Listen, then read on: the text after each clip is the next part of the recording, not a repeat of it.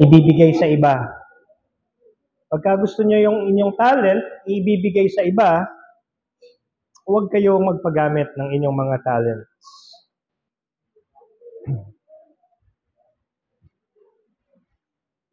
Sabay-sabay nating basahin just one verse, no? Jude in verse 3. Andiyan na po ba lahat? Jude verse 3, sabay-sabay po, ready? Read. Beloved, when I gave all diligence to write unto you of the common salvation, it was needful for me to write unto you and exhort you that you should earnestly contend for the faith which was once delivered unto the saints. Aming Diyos, kami po ay lumalapit sa iyo at kami humihingi ng wisdom so that we can understand your word this morning. We pray that you will be the one to enlighten us and your Holy Spirit to apply this to our hearts. This is our prayer in Jesus' name. Amen. You may be seated.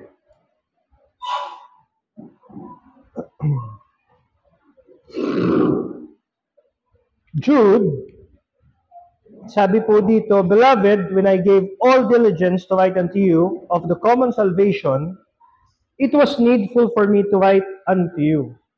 Jude wanted to write about the common salvation, doctrine, life in church, perhaps, but hindi po yon yung sinulat ni Jude.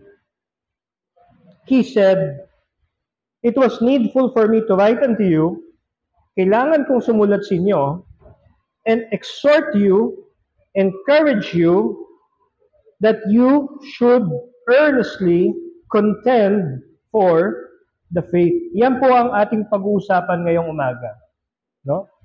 How and why we need to contend for the faith.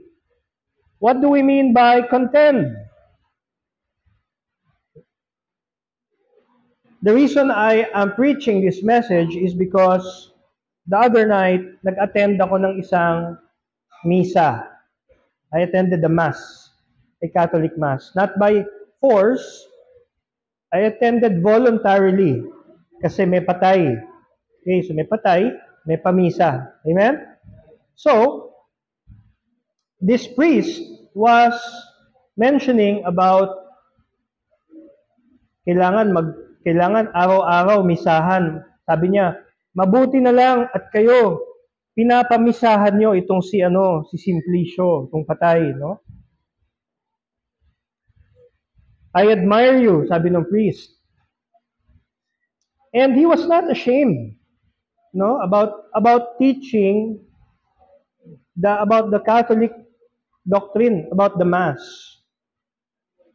Sabi niya, kasi yung mga ibang tao, no? Yung mga born again, hindi na sila nagpapamisa. Basta tumatawag lang sila ng pastor. Tapos magpi-preach lang. Tapos okay na. Paano aangat yung kaluluwa papunta sa langit? Okay, so I said, it would be disrespectful for me during the Mass to say, excuse me po, mali po yan. It would be disrespectful for me to him as well as to the people there. So, hindi siya nahihiya, no? About mentioning about Christians.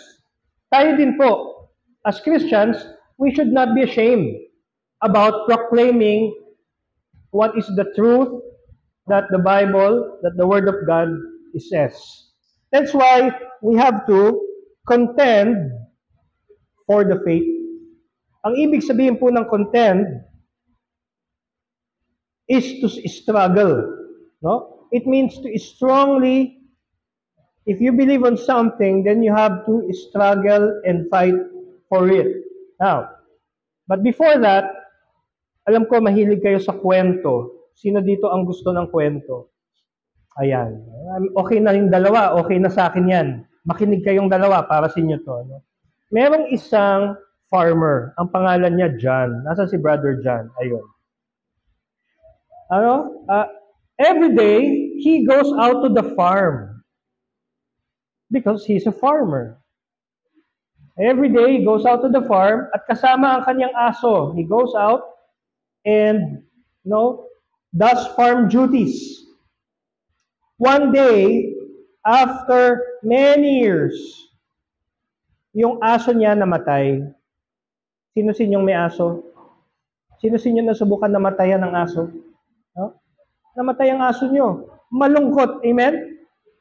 Etong si John, dahil malungkot siya, he went to the parish priest. Alam niyo na yung kwento na yan? He went to the priest and said, Father, pangalan ng father si Jomar. Father Jomar, my dear pet, my dog died. No? Pwede mo bang misahan? Pwede mo bang misahan itong aso na ito para umakyat sa langit? Para pag ako ay namatay, kasama ko siya sa langit. Sabi nung pare, sabi ni Father Jomar, oh, I'm sorry.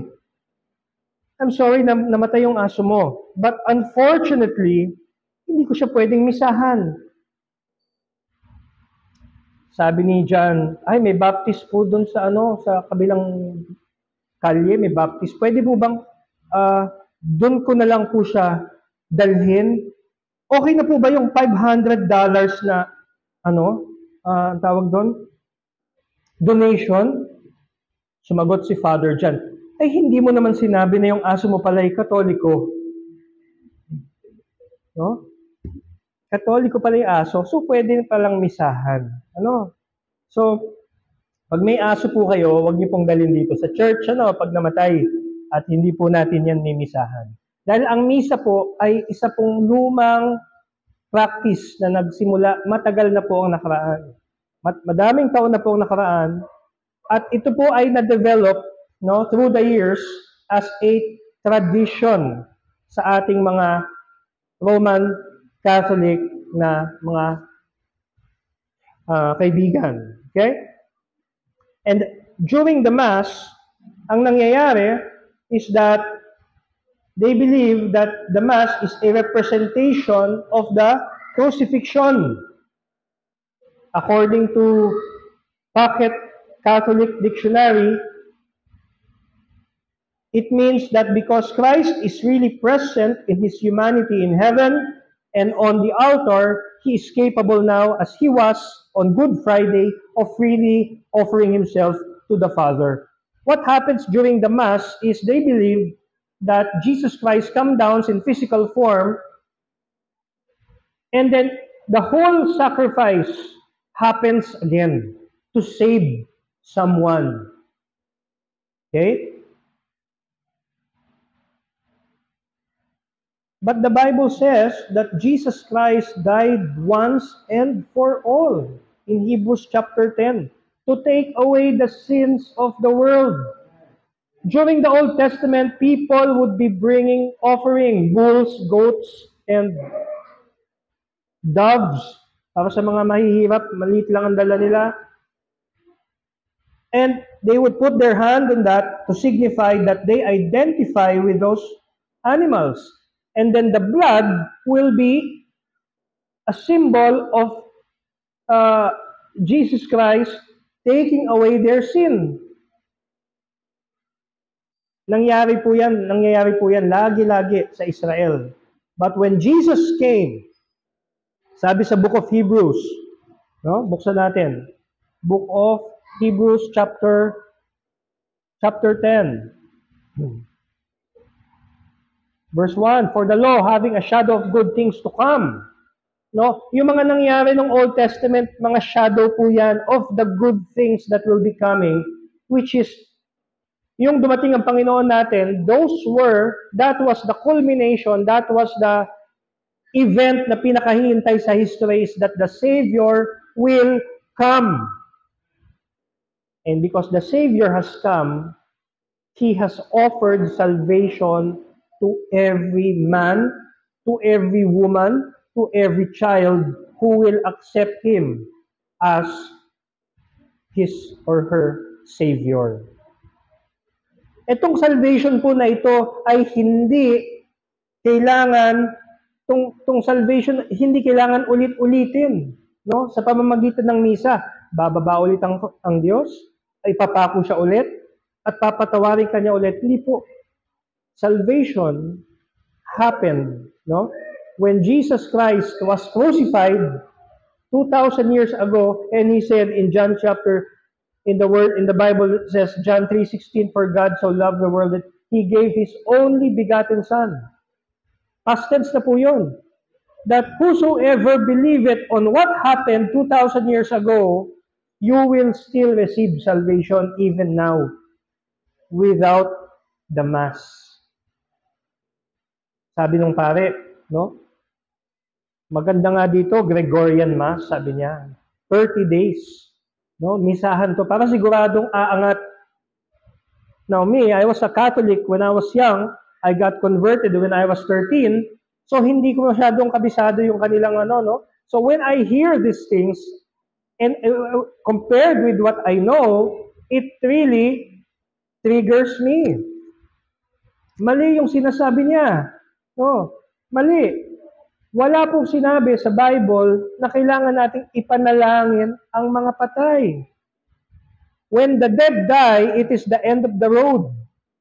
Your soul, sabi ng Bible, it is appointed unto man once to die. And after this, the judgment. That is why, sabi ng Bible, the day of salvation is not tomorrow. It is not later when I get home. The day of salvation is now. When you hear God's word, when you realize that you are a sinner, you have to ask Him in your heart, in your life, so that if you die, you are going to heaven. And that is the reason why we have to contend for the faith. Dahil ang daming umiikot na mga maling katuruan, and it is not helping people to get saved. In the age of information, which is today, it's so easy to access information. But you know, anong kalaban natin? Disinformation. Ang kalaban natin, hindi mo alam kung totoo na ba yung sinasabi nung pinapakinggan mo. But you know what? You know what is true? Yung Word of God. You read the Word of God, you acquaint yourself with the truth, and when you hear error, you will recognize it.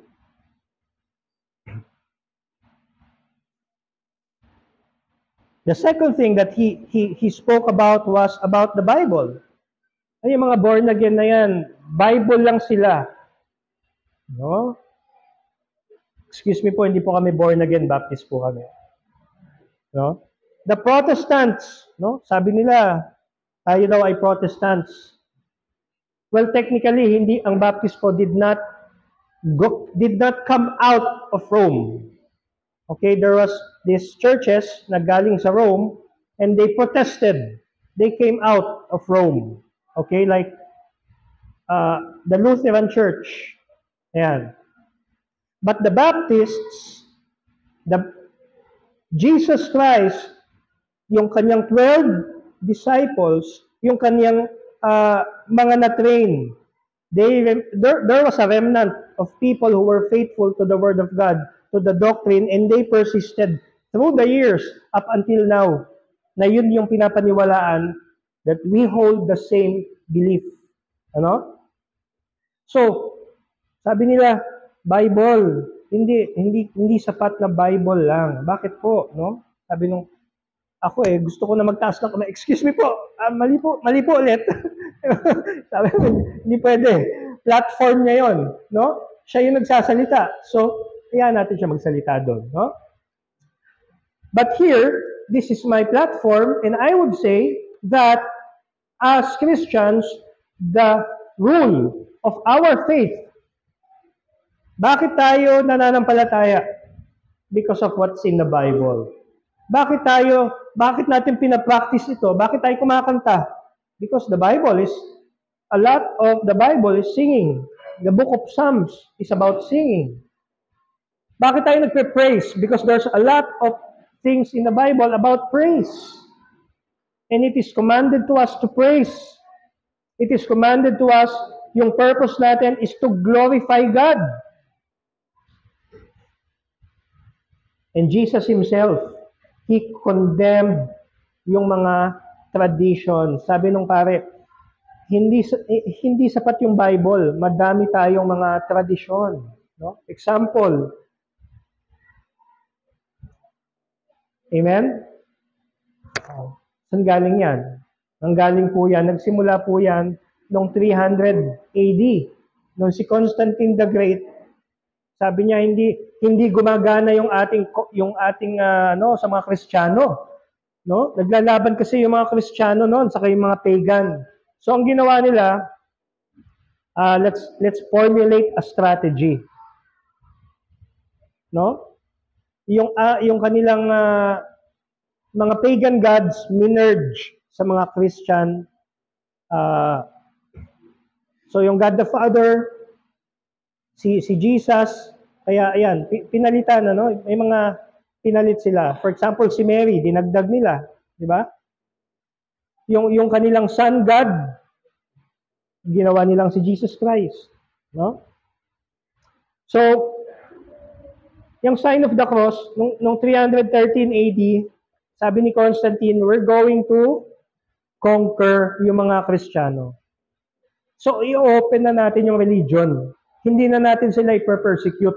So, there were some people who joined. Finally. Pero unti-unti, no, binago nila. But there were people who recognized, hindi ito. No? Hindi ito yung totoong tinuturo ng Bible. So, nanatili silang nakahiwalay hanggang sa doon nagsimula yung tinatawag na Church of Rome.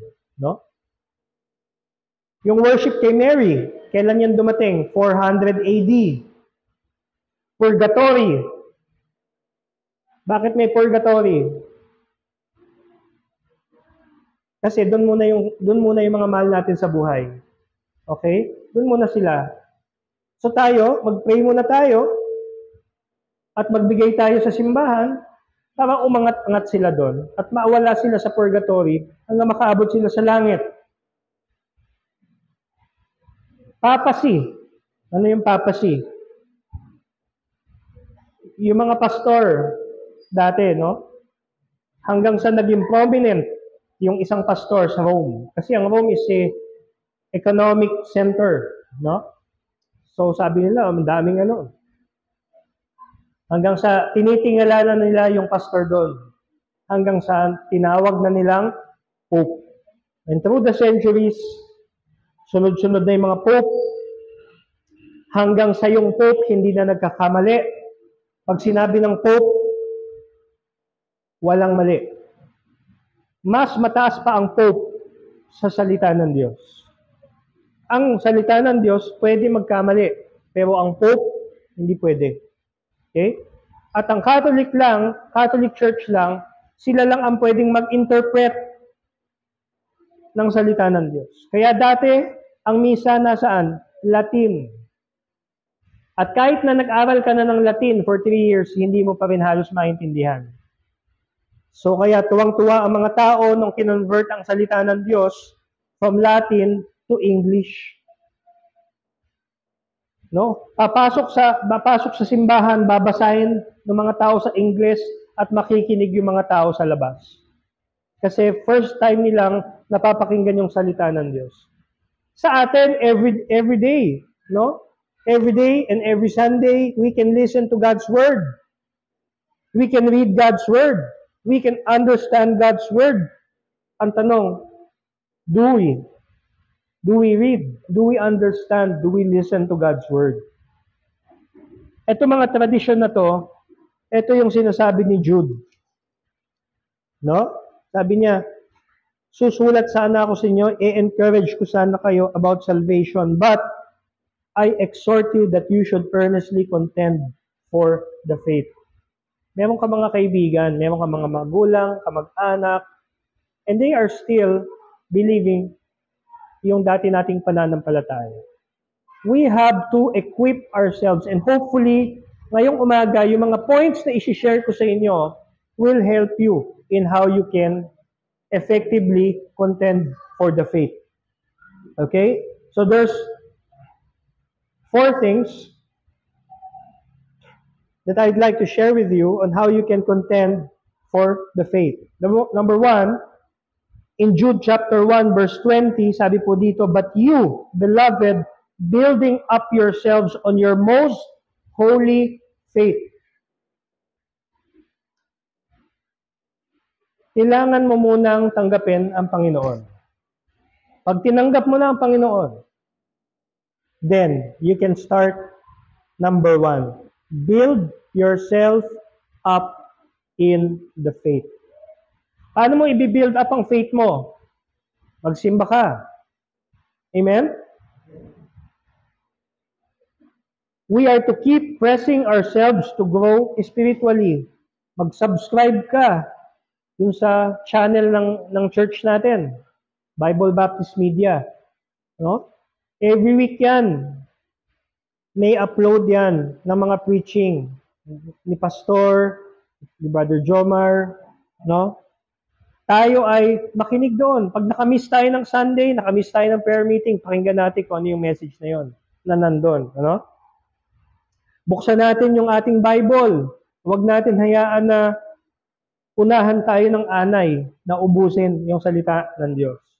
Yung anay nakaubos na, ikaw hindi pa.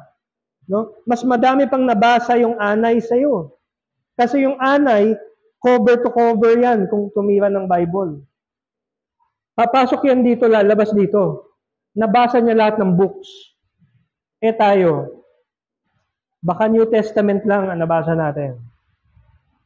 Build yourself up in the faith. A big part of spiritual development involves reading and studying God's Word. Mahirap mag-aral ng salita ng Diyos kung wala kang Kristo sa puso mo. Because the Holy Spirit will enlighten you. As you read God's Word, yung Holy Spirit na nasa iyo, He will help you understand what you are reading. Pero kung ikaw ay hindi pa saved, hindi mo masyadong maintindihan itong Bible. Sabi sa 2 Timothy 2:15, memorize ng iba sa atin, no? Study to show thyself approved unto God. Anong ibig sabihin yan? Magsumigasig ka na ikaw ay maging approved sa Diyos. No? Yung salitang study dyan, hindi ibig sabihin yan mag-aral lang. Ang ibig sabihin yan, may kasamang pagsigasig yan. You have to make an effort. No? Study to show thyself approved unto God, a workman that needeth not to be ashamed. Ba't ka mahihiya? Masigasig ka, no? Na nag-aaral. Build yourself up in the faith. Do your best to present yourself to God because the inspired Word of God has the power to transform you. Tama? Di ba yung nag-e-exercise? No? Yung nag-e-exercise, natatransform yan. Tama?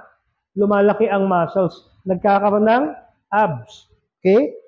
Huwag na kayong tumingin dito. No? Walang abs. No? Tabs meron, no? Pero paano ma-develop ang abs? Frequent exercise. Amen? Frequent, ang muscle, frequent. Mong paulit-ulit, ma-develop. Ganon din po, yung ating spiritual life, kailangan din ng frequency. Kailangan madalas nating basahin, madalas nating pakinggan. Ang problema, hindi natin pina-priority. Sabi nga ng isang kilalang pastor,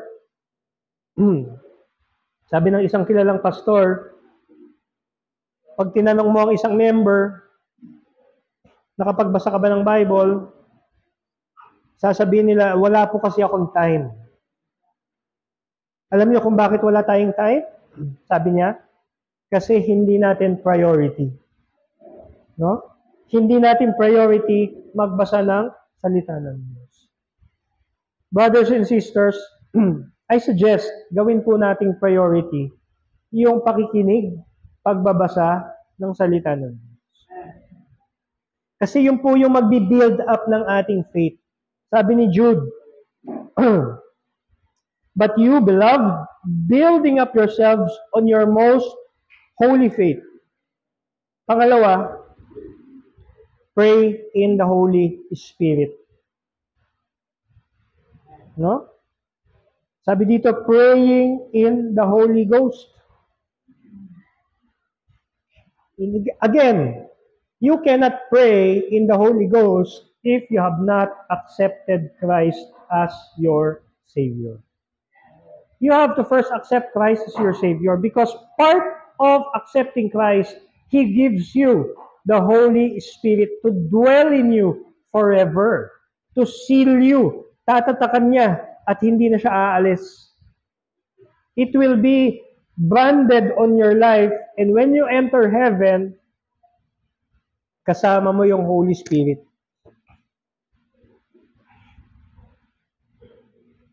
Kung tumanggap ka na sa Panginoon, make it a habit to pray in the Holy Spirit. Praying is not just closing your eyes. You can pray while your eyes are open.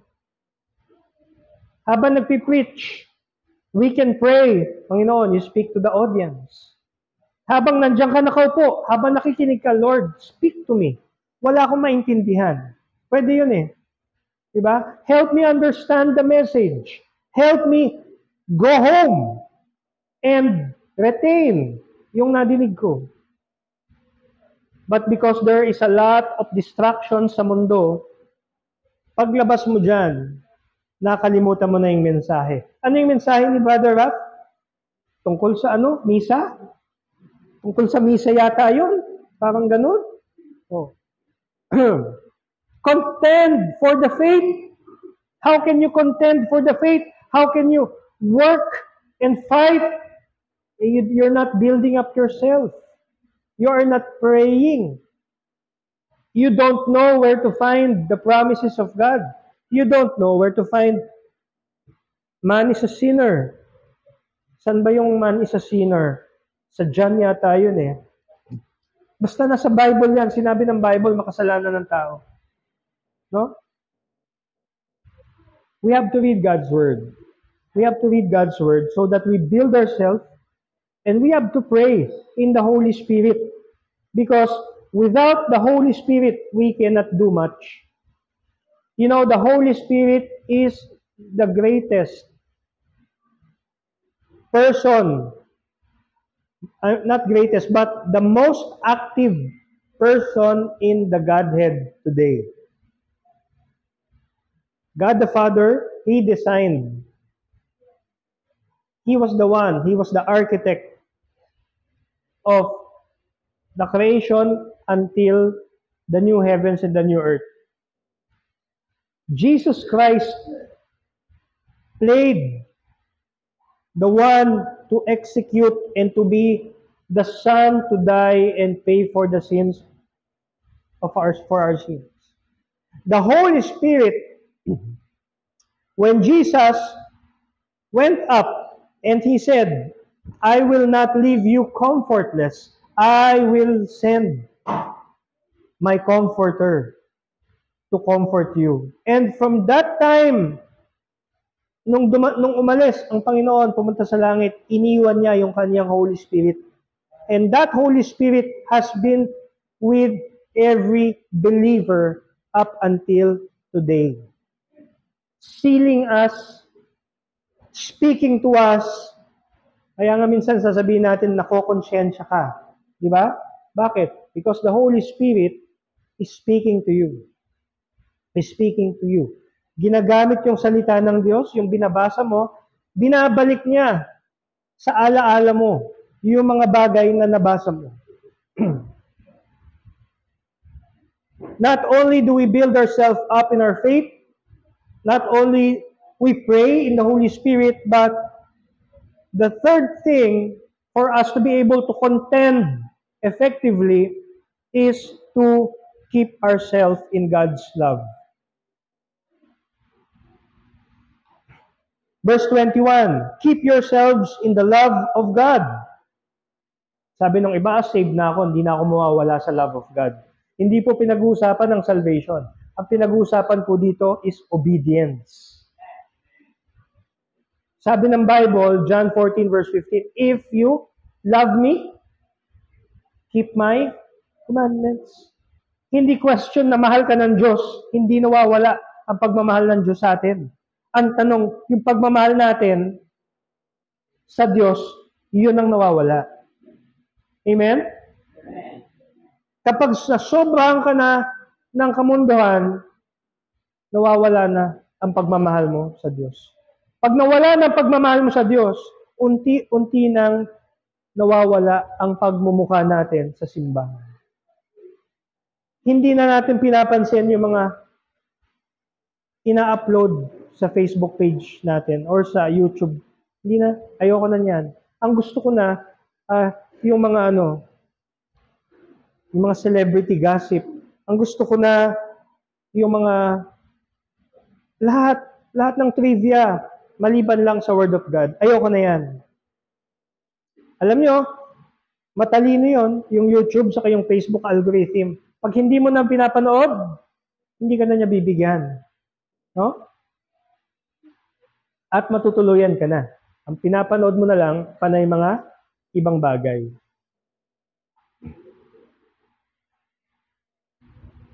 Keep yourself in the love of God. Sabi ng Bible, no?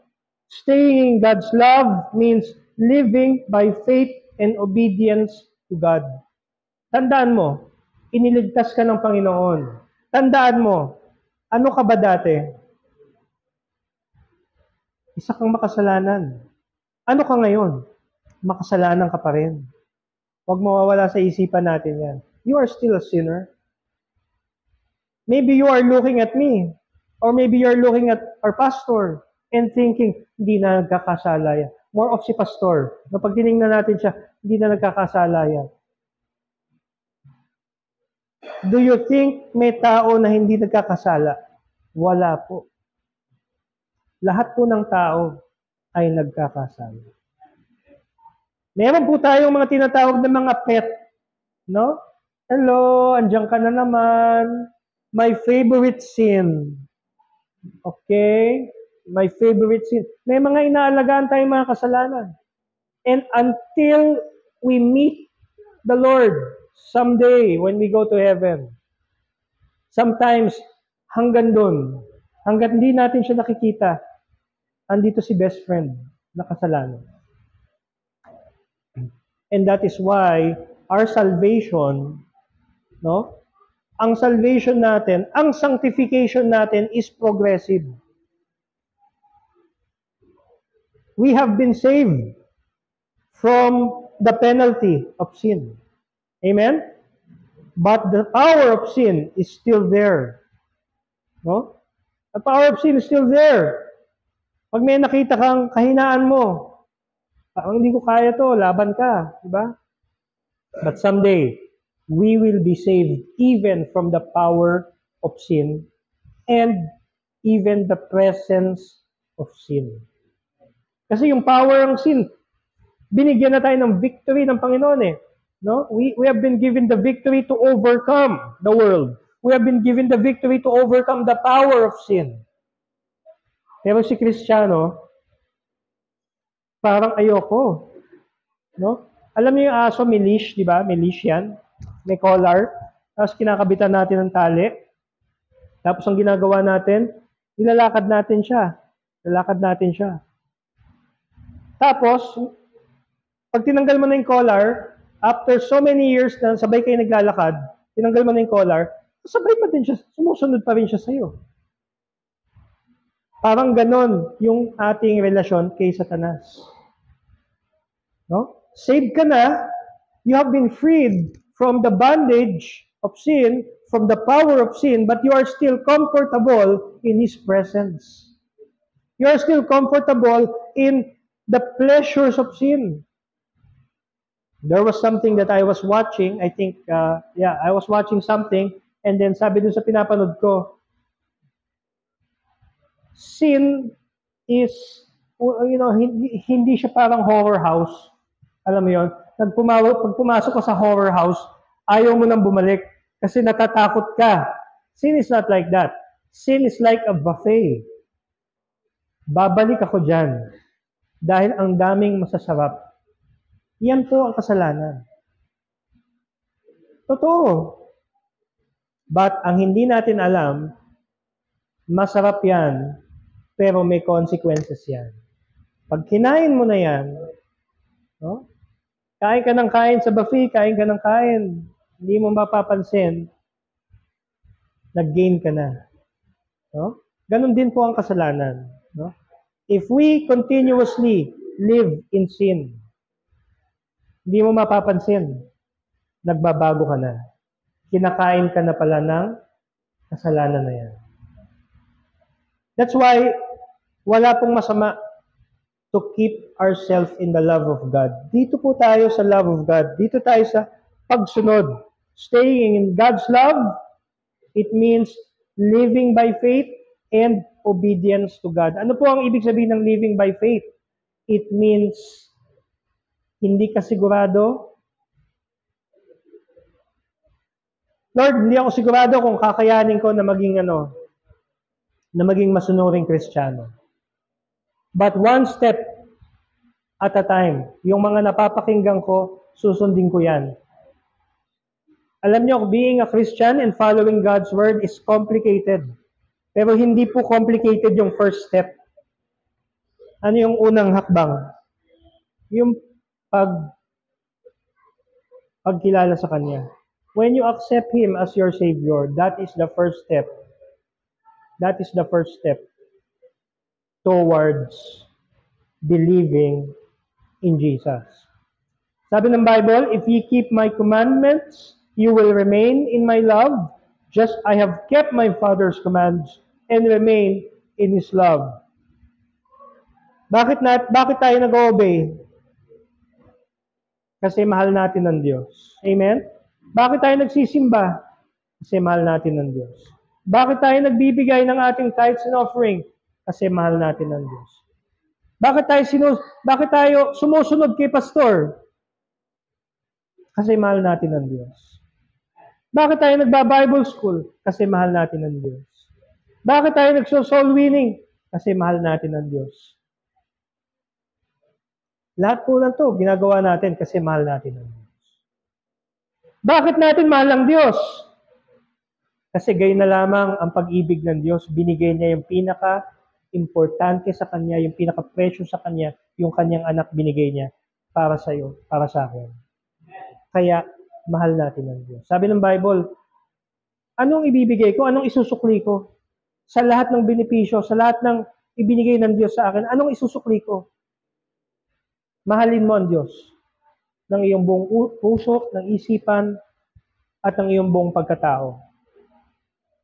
Alam niyo yung prodigal son, umalis siya, kinuha niya yung kanyang mana. Sabi nung iba, wala na yan. Kung ako yan, hindi ko na yan papabalikin. Tama? Hindi lang pambihira ang tawag sa anak na yan. No? Kung may mga salita na malalim pa, na mas masakit, yun ang gagamitin mo bilang ama sa anak mo na umalis, kinuha yung mana, buhay ka pa. Tama? Pero sa kwentong ito, makikita natin na yung prodigal son, kung suwail na anak na ito, hindi po siya tinigilan mahalin ng kanyang ama. Amen? Hindi. Bagkus, nung pabalik na siya, malayo pa lang, tinakbo na ng tatay. No? Bumaba siya. No? At tinakbo niya na, sinugod niya na. At hindi lang yun. Ibinigyan niya ng mga napakahalagang bagay para sa kanya bilang ama. Mga symbols of authority, winelcome niya, hindi niya sinumbatan. Yan po ang pagmamahal ng Diyos sa atin. Yan ang pagmamahal niya. Kahit anong kasalanan mo, mahal ka pa rin ng Diyos. Ang tanong, anong isusukli mo? Kaya pag tayo gumagawa ng kasalanan, balikan natin yung pagmamahal ng Diyos. Ito ba ang isusukli ko sa Diyos? Pang-apat, no? If we are to contend for the faith, not only do we build ourselves in our faith, manalangin, no? Sumunod. Pang-apat, we also wait with hope. Ngayon, pinag-aaralan natin yung end times, di ba? Ano ba ang nangyayari sa mundo natin ngayon?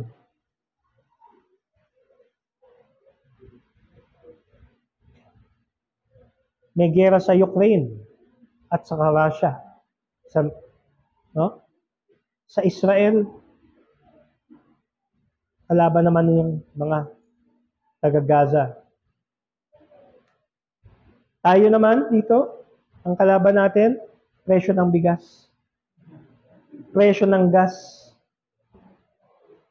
at kalaban natin yung mga miyembro sa atin na nagsasabi na magsimba ka. Yan, kalaban natin. Ayaw nating sumunod. No? But you know, palapit na po ng palapit, ng palapit, ng palapit. Malapit nang dumating ang ating Panginoon. When I was in grade 6, tinuturoan ako about the 666, rapture, millennial reign of Christ. And I was so scared. I was so afraid. At sabi ko, at a young age, sabi ko, ayoko na mag-college. Dadating na ang Panginoon eh. And you know what? Nakapag-college naman ako. Nakapagtapos. Nakapagtrabaho. Nagkaroon ng mga anak. Pero alam nyo, yung doktrina na yon, it's the same. But the impact of that same doctrine is greater today. Kasi pag binasa mo yung salita ng Diyos sa Matthew chapter 24, that there will be wars and rumors of wars. Eh dati wala namang wars. Nung grade 6 ako, nung tinuturo yan, wala namang gera. Pero nagsimula na yung sa Afghanistan, nagsimula na yung terrorist attack sa US, ayan na, nagsimula na yung Ukraine, wars and rumors of wars, nagsimula na yung Gulf War noong 1990s. There will be earthquakes in diverse places. Mula 1900s pababa, bihira ang earthquake. Pero 1900s pataas, hindi na po mabilang sa dami ng mga earthquakes. So sasabihin natin, saan kinuha ng writer ng Matthew itong mga ito? Bibilis. Sabi ni Daniel, no, there will be an increase in knowledge. Alam nyo ngayon, hindi na ako gumagamit ng Google eh. Diba? Hindi na ako gumagamit ng Google ngayon pag may gusto ko. Pag nagtatanong ako, hindi na ako gumagamit ng Google. Okay. Sa AI na ako nagtatanong. Ganon naka-advance ngayon. Paano mo malalaman ng totoo saka ang hindi totoo? Minsan mahirap na. No? But, you know, dahil malapit nang dumating ang Panginoon, dapat hindi na tayo mawala ng hope. We have to wait with hope, sabi sa Jude chapter 1, verse 21. Keep yourselves in the love of God, looking for the mercy of our Lord Jesus Christ unto eternal life. Antayin natin yung kanyang mercy. Antayin natin yung kanyang pagdating that someday dadating siya. At magra-rapture at kukunin niya tayo. When Jude says, wait expectantly for the mercy of our Lord, he is referring to living every moment of life with the confident expectation that Jesus can return any time. Sa kaabutan ng Panginoon, yung mga ibang pastor, sabi nila, dadating ang Diyos Sunday. I don't know po kung Sunday dadating ang Panginoon. No? But the Bible, what I know for sure is He will come anytime. Kaya yung mga pastor na naniniwala na ang Diyos dadating na Sunday, baka hindi sila ready pagka Monday. Hindi sila ready pag Tuesday dumating ang Diyos. Nawa tayo po ay maging ready anytime na dumating ang ating Panginoon. Because mas matindi na po ngayon, no? Mas matindi na ngayon ang mensahe patungkol sa pagdating ng Panginoon. Baka nga, yung mga anak natin, wag na natin pagkolehiyohin eh. No? Ibenta na natin lahat ng pag-aarian natin. Kaso lang, pagka ganon, baka maging kulto naman tayo. Kasi may mga kulto ganon. No? Bibigyan nila ng time, saka ng date, ang pagdating ni Jesus Christ.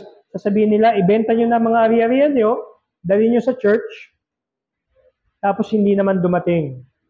Tayo po, hindi tayo ganon. No? We do not believe in a specific date or time, but we believe in any time. We believe in an imminent return of Christ. He can return anytime. Ang tanong,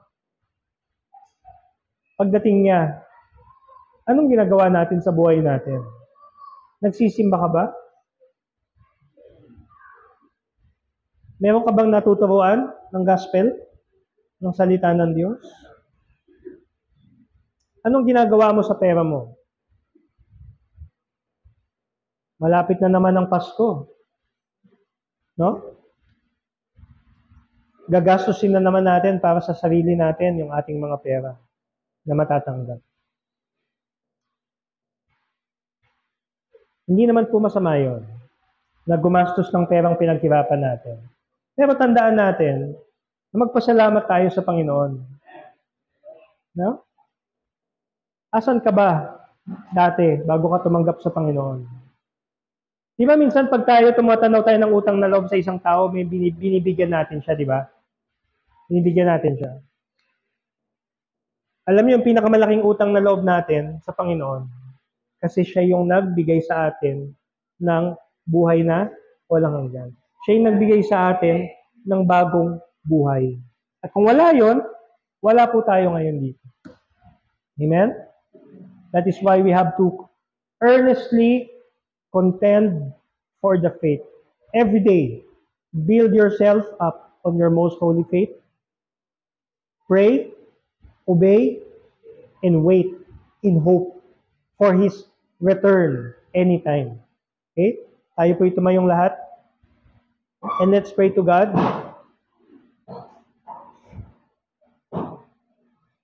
And tayo manalangin. Aming dakilang Diyos, kami po ay lumalapit sa iyo, and we humbly come before you, expecting, Panginoon, that what we have heard will be soldered sa aming puso. That we will be reminded every day to build up our faith, to pray to you, and to obey, and to keep ourselves in your love. At dalangin po namin na yung hindi lang Monday, hindi lang Sunday, but every day of the week, na meron kaming ginagawa para sa iyo. Dalangin po namin yung aming family, ikaw po ang mag-bless, yung aming mga loved ones, yung aming mga friends, that they may know you as their Savior. We also pray for our pastor. Nasa darangan na siya ngayon. Nagpipray namin ang church na yon na maging blessing siya doon. And we pray also for all the churches that are honoring you this morning in worship. We pray, Panginoon, na kami po ay maging worthy to worship you and to give back to you the glory that is yours. Dalangin po namin na ang iyong salita ay patuloy naming basahin and treasure your words in our life. We pray yung mga bisita namin, that they will come to know you in a personal way, and your children will increase in their knowledge of you and practicing what they know. Salamat, Panginoon, sa iyong mensahe, at salamat din, Panginoon, sa privilege to be part of your worship. Ito'y aming dalangin sa pangalan ni Jesus. Amen.